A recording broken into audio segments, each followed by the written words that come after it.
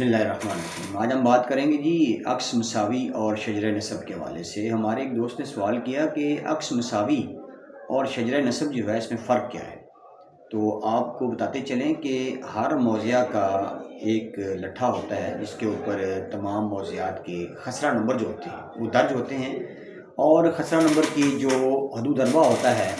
یعنی اس کی چاروں سائڈوں پہ جو اس کی لمبائی ہوتی ہے، خسرہ کی چوڑائی ہوتی ہے، وہ بھی درج ہوتی ہے۔ اور وہ جو اندراج ہوتا ہے لٹھے کے اوپر، وہ اندراج جو ہوتا ہے وہ کرم کے حساب سے ہوتا ہے، اور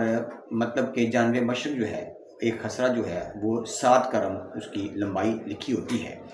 تو آپ بتاتے چلیں کہ فی کرم جو ہے وہ 5.5 فٹ کے حساب سے ہوتا ہے۔ اگر 7 کرم ہے تو 7 کو 5.5 فٹ سے آپ ضرب دیں گے تو اس کی لمبائی جو ہے وہ سامنے آ جائے گی۔ اس کے بعد دوسری بات کہ عکس مساوی اور شجرہ نسب میں فرق۔ شجرہ نسب جو ہوتا ہے وہ اس موضع کی یا وہ جو دیہ آبادی ہوتی ہے اس کے جو رہائشی ہوتے ہیں ان کی مکمل تفصیل جو ہوتی ہے وہ شجرہ نسب میں تحریر ہوتی ہے کہ کون سا شخص جو ہے وہ اس کس پتی سے ہے، اور اس کے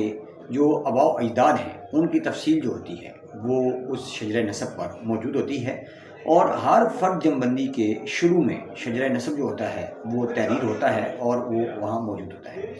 سیکنڈلی جو ہے وہ بات کریں گے ہم عکس مساوی کے حساب سے کہ ہر موضع کی ایک مساوی ہوتی ہے،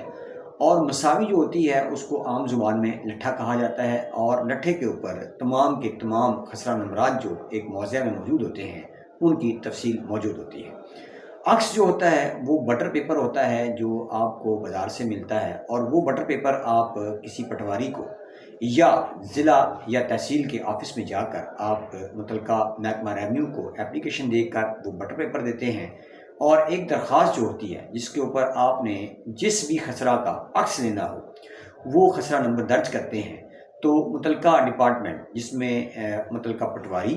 تحصیل آفس اور ضلع میں موجود جو پٹوار خانہ ہوتا ہے، محافظ خانہ ہوتا ہے، وہاں پر آپ درخواست دے کر اس لٹھا کے اوپر سے جس موضع کا آپ کو عکس چاہیے خسرہ کا،